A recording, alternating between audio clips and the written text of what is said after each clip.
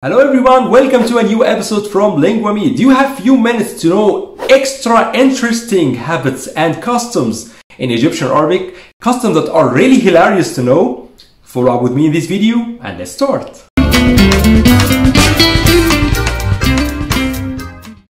Egypt is an amazing country that's rich with culture, customs and traditions. It has a multitude of customs that you will find really interesting to know. And I'm selecting from this wide variety of customs 5 important traditions or customs in Egypt, and let's now go to the first one.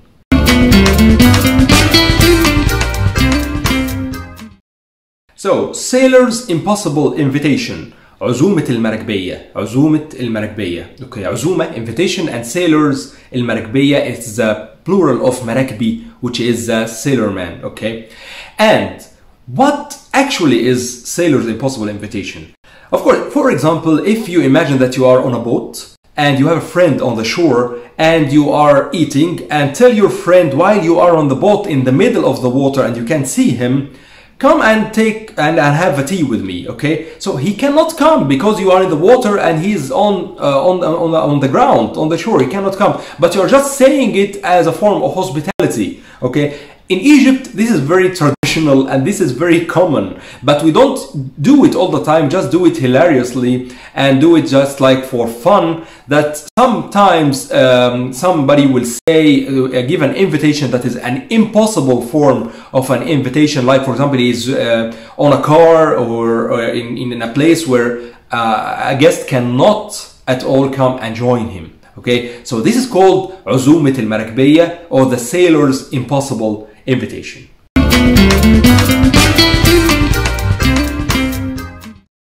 Another important custom or cultural thing is Isubu. So Isubu from Sab'a or 7 in Arabic.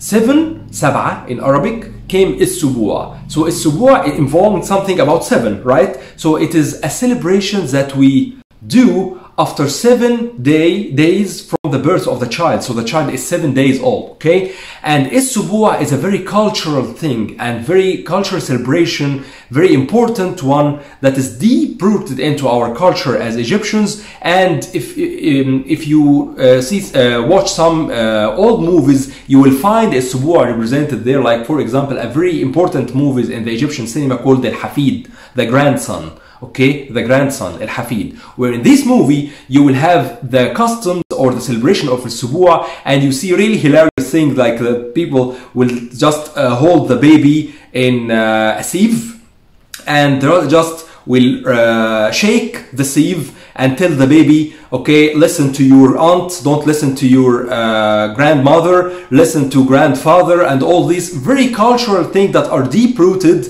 but it's not as common as before, but it's really hilarious and worth knowing.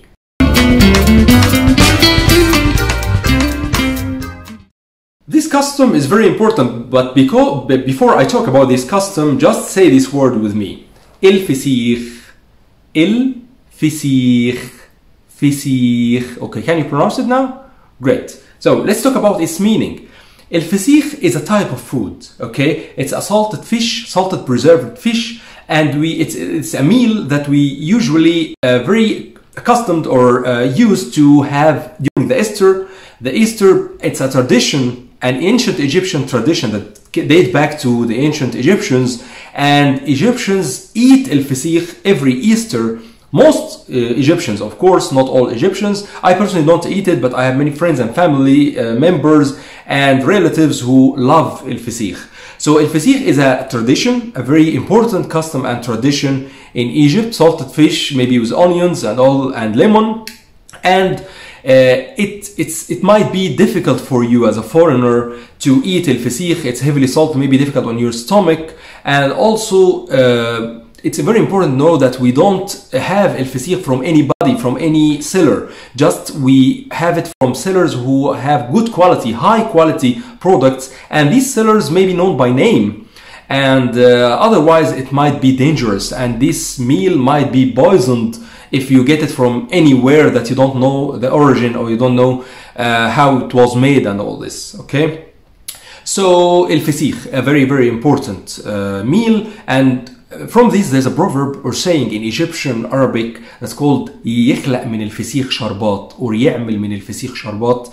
and we say it means الفسيخ, you know now what الفسيخ is, and شربات is syrup, the syrup, it's something sweet. So God makes from the الفسيخ, which is salty and really difficult, syrup that is very, very sweet. And we say it if you have, for example, a person who is not good mannered and all, and has a son or a daughter. This is entirely different characteristics or better personality. So you may be amazed and say that God makes from this person who is a fasih a better person, which is the syrup.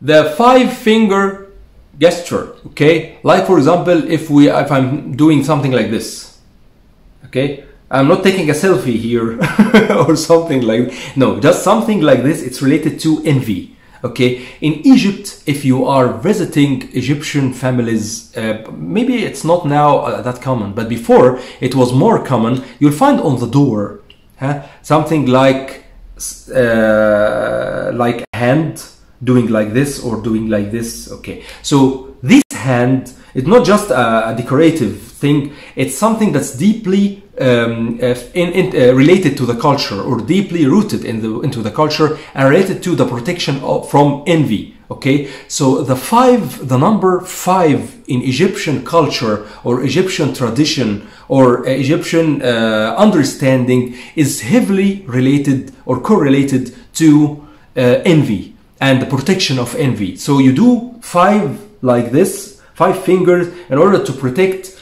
yourself from an envious person, okay? So usually if you find the doors and something like this is hanged, or something like this is hanged, that means that the person who is in the door is doing it like a totem or something like that, to protect from the enviness. Of course, this does not relate to the religion or something. It's just a cultural issue, or it's a mythology issue or something like this. But it's worth mentioning because you may find it a lot in Egypt. Sometimes you may find as well in this hand an eye that is written, that is painted here, something like, or photographed here or painted. That means that I am protecting from the eye, protecting the person or the people in the house from the eye of the envious person, okay? This is a cultural thing that you may find really interesting to know if you are visiting Egypt.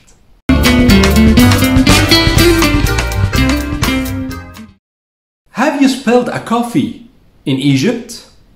If you did this is a good thing. Congratulations. It's not a bad thing at all, because in Egyptian culture we say that spilling of the coffee is a good thing. So dal al-ahwa khair. Dal al-ahwa khair. This is a very common saying that you may hear in Egypt. So if you spill the coffee, that means it's something good will happen for you. It's something that good luck. It's not a bad luck at all. So dal al-ahwa khair. Okay, so you may hear this saying, or you may accidentally, while talking with somebody, just spill the coffee, and your friend or your acquaintance who is Egyptian will tell you that dal al-ahwa khair. Don't be surprised if you hear this because you watched this episode. Now I'm sure that by these 5 important customs and traditions you are very well equipped to visit Egypt, because you will most probably hear one of them in one of your conversations. Egyptian Arabic is amazing, and Egypt is an amazing country to visit. If you want to know more about Egypt, just take a look at the description box below and enroll in my course, Egyptian Arabic 101. Don't forget to like and subscribe to this channel as well, and visit also my website and my blog and see more articles and interesting information about Arabic and Egypt. Thanks a lot for watching this episode, and see you in future videos.